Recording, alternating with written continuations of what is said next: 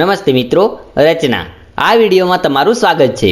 આ વિડીયોમાં આપણે એક આપેલ ખૂણાના દ્વિભાજકની રચના કરતા શીખીશું અને આનાથી એક પગલું આગળ વધીને દોરેલ રચનાને ગાણિતિક રીતે સાબિત કરતા પણ શીખીશું। તો ચાલો શરૂઆત કરીએ। મિત્રો, જણાવો કે આપણે આ ભૌમિતિક રચના સાચી રીતે દોરવી તે શીખવું કેમ જરૂરી છે? મોટી મોટી ઇમારત બનાવવા માટે પહેલા આપણે એનો નકશો દોરીએ છીએ અને જો આ નકશો સાચો ન દોરાય તો શું આ ઇમારત સાચી ઊભી થશે? ના। અને સાચો નકશો દોરવા માટે આપણે આ ભૌમિતિક રચનાનો ઉપયોગ કરીએ છીએ। આ જ રીતે આ રચનાના ઉપયોગ ઇમારતો, રસ્તા, સાધનો, પુલ અને મશીન વગેરે બનાવવામાં થાય છે। મિત્રો, જણાવો કે આપણે ભૌમિતિક રચના માટે કયા કયા સાધનની જરૂર પડે છે? આપણી પાસે કંપાસ બોક્સ હોય છે, જેમાં ફૂટપટ્ટી, કોણમાપક, પરિકર, કાટખૂણિયા, દ્વિભાજક અને પેન્સિલ હોય છે। આવો આપણે ખૂણાના દ્વિભાજકની રચના કરતા શીખીએ। માની લો કે આપણને એક ખૂણો આપેલ છે, ખૂણો PQR, જે તમે સ્ક્રીન પર જોઈ શકો છો। આપણે આ ખૂણા PQR નો દ્વિભાજક દોરીશું। આ દોરવા માટે આપણે કેટલાક મુદ્દાનો ઉપયોગ કરીશું। ચાલો પહેલા જોઈએ કે આપણને કઈ વસ્તુની જરૂર પડશે। આપણને એક ફૂટપટ્ટી, પેન્સિલ અને પરિકરની જરૂર પડશે। હવે આપણે આ પેન્સિલને આવી રીતે પરિકરમાં ગોઠવીશું। આ પરિકરનો અણીવાળો છેડો શિરોબિંદુ Q પર મૂકો અને Q ને કેન્દ્ર માનીને કોઈ એક ત્રિજ્યા લઈ એક ચાપ દોરો, જે કિરણ PQ અને RQ ને અનુક્રમે માની લો કે બિંદુ A અને બિંદુ B ઉપર છેદે છે।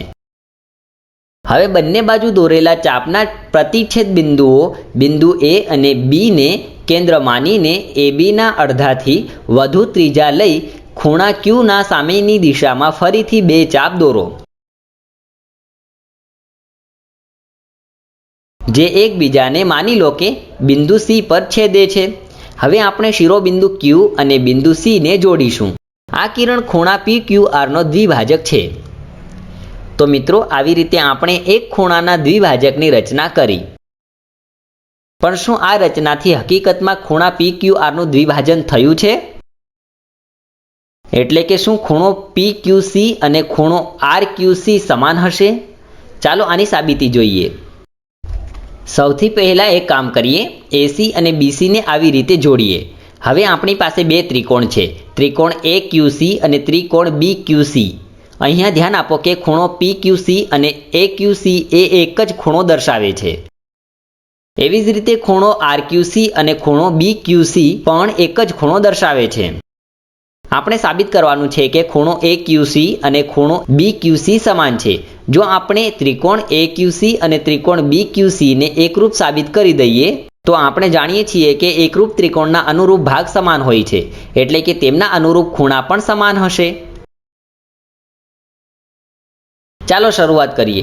સૌથી પહેલા AQ સમાન છે BQ ને, કેમ કે આ એક જ ચાપની ત્રિજ્યા છે। AC સમાન છે BC ને, કેમ કે આ પણ એક જ ચાપની ત્રિજ્યા છે।